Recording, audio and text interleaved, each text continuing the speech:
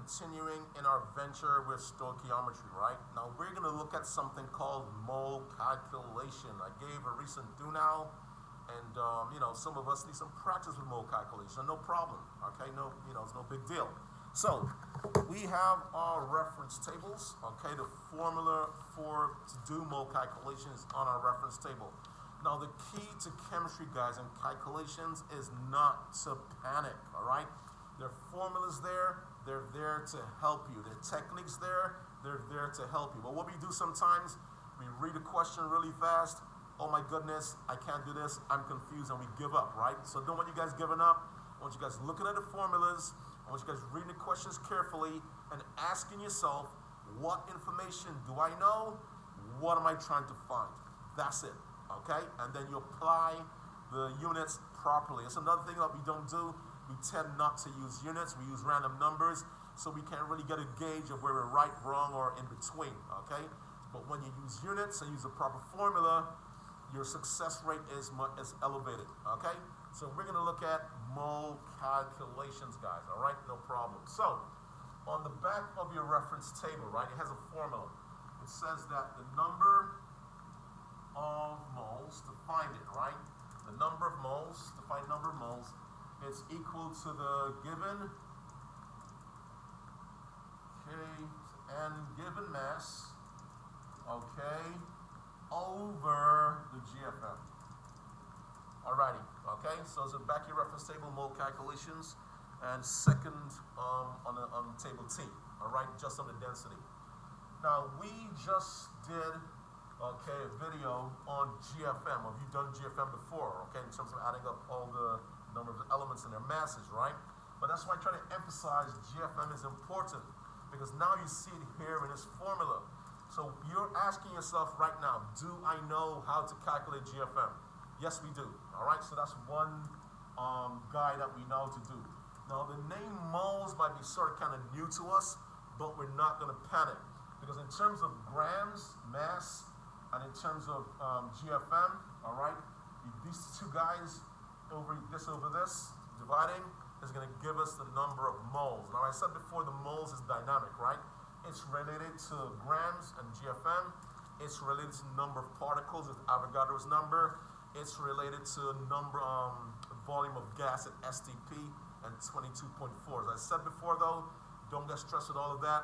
We do things bit by bit by bit, okay? So we're not going to pile all of that stuff in today. Today, what we're going to do is go from moles to mass and mass to moles, call it a day, okay? We're not gonna panic. All right, so let's give a problem. How many grams are in, okay, 3.4 moles of water? This problem looks familiar. I'm in deja vu.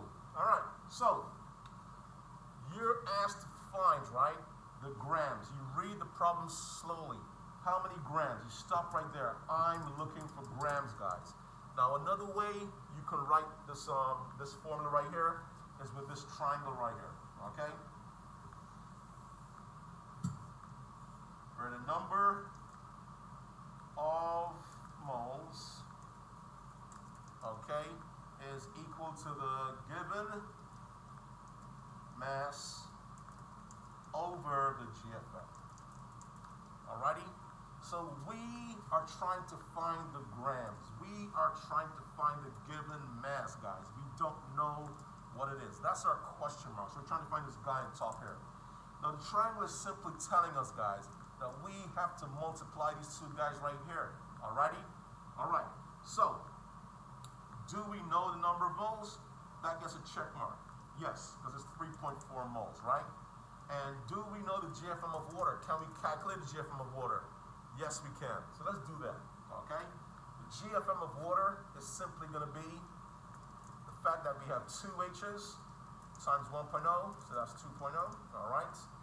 And the fact that we have only one oxygen, and the mass of it is 16. Now remember, if you're iffy or you don't know how to calculate GFM, you just did a video on that, check it out, no problem, right? but you gotta know how to calculate GFM to successfully do mole to mass or mass to mole calculations. All right, so we got 16 right here, 16.0. Now when you add those up, you are going to get 18.0 people grams per mole as your GFM. All right, so now we have our GFM, we have our number of moles. Now you're good to go, okay? Because to find this mass right here, you're gonna multiply these two guys, all right? So let's do that. So we're gonna have 3.4, all right, moles. All right, that's 3.4 moles of water. That's given to us, right? Times the GFM, which is 18.0. Now guys, I always like to use units, people, because if something doesn't cancel out, I know I made a mistake, I can go back and check it and fix it. But if you just throw numbers together, you don't really know what happened, you can't find a mistake. The mistake is much harder to detect, it gets problematic. So we see the moles and the moles cancel here, right? Okay? And we're left with what? We're left with G, we're left with grams, all right? So now it's just a matter of multiplying 3.4 by 18.0. Alrighty, so let's do that. Bam. So 3.4 times 18.0 equals 61.2. So the question now is this: did you get, when you did the calculation, this value of 61.2 grams of water? Okay, and you're done. Alrighty. Now let me go over here for a second. I want to show you guys something. I like to use also something called conversion factors. I believe in these guys right here. It may seem a little more complex, but it's really not. It's called dimensional analysis also, right? Or factor labor method. Now why do I like my students to use conversion factors is that when you go to college and problems get more complex, factor labor method, dimensional analysis, conversion factors is what you're going to use to solve these complex problems anytime you have conversions, all right? You're not going to do any simple ratio with algebra, all right? Even though algebra is quicker and it's a shortcut and with ratios, it cannot solve complex problems, okay, when you're going from, you're transferring between a number of different units, all right? So, I'm just telling you from years of experience, no problem. So we're going to solve this problem right here using a conversion factor, all right? So you set your parentheses up, there, all right? Okay. Some teachers or some books use this, display like this, no problem. I like to use the parentheses. Now, the setup is always the same, okay? In terms of solving this problem. You ask yourself, right? One, what am I looking for? We are looking for the mass of H2O. Now, if you're looking, the substance that you desire, call it the desired unit. The desired unit is the mass of H2O. Now, make a note, guys. The desired unit always goes on top, okay? Right here, bam, bam, all right? On top, you're going to put the desired unit. So what do I mean? We're going to put grams of H2O, because that's the unit we desire. That's what we're looking for. Alrighty. On top, that's step one. Step two. Okay? What information is given to you? We are given the fact that we have 3.4 moles of H2O. So make a note.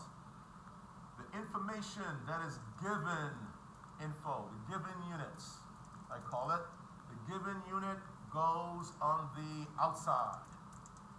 All right? The given unit goes on the outside. So the given information, given unit on the outside. So you're going to put 3.4 moles of H2O on the outside. Now, why am I doing this? I'm doing this setup, right? Because some students are always confused as, do I multiply, do I divide, do I multiply, do I divide? When you set it up with a conversion factor, you don't have to ask that question, because the setup tells you what you have to do, all right? So it takes maybe one more minute, but it guarantees that you'll get the problem correct rather than guessing. All right, so we're going to put 3.4 moles of H2O there. Now it just so happens, right, in the bottom, okay, in the bottom right here, what are we going to do? We want to get rid of this unit, moles of H2O. So in the bottom, we're going to put the same unit as the outside. The same unit as the outside. So this has moles H2O on the outside. We're going to put moles H2O right there. Okay? Take a breath. So, we need numbers. Okay? We're not going to make numbers up. Now remember the G word. Gfm. What's the Gfm of water? We just calculated before, right? We know it's what? 18 grams for every 1 mole. 18 grams for every 1 mole, right? So, the 18 grams for every 1 mole goes there, all right? What happens next? Moles H2O, cancel, all right? Now what are you left with?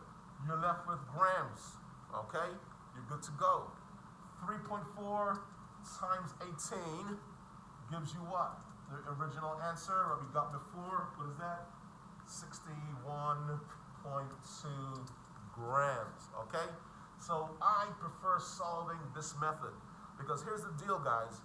You can go from one unit to another, and then you can go from this unit to another, and then you can add them together, like I said before, with Legos. You can use this method of dimensional analysis or fact-to-labor method to solve a wide array of problems, all right? But if you want to keep it simple, use mole calculation and just use a simple formula that we had over here, that's no problem too, all right? But just know that the fact-to-labor method is a very, very good way of doing mole calculations. Now guys, once again, if the problem, right, let's go over here for a second and wrap it up. If the problem asks you to find the number of moles, okay, in this problem, we were asked to find grams, right? But if the problem asks you to find the number of moles, look at the triangle that we set up and don't panic, okay? To find this guy, if this guy was your question mark, all you'll be doing is a division between the given mass and the GFM.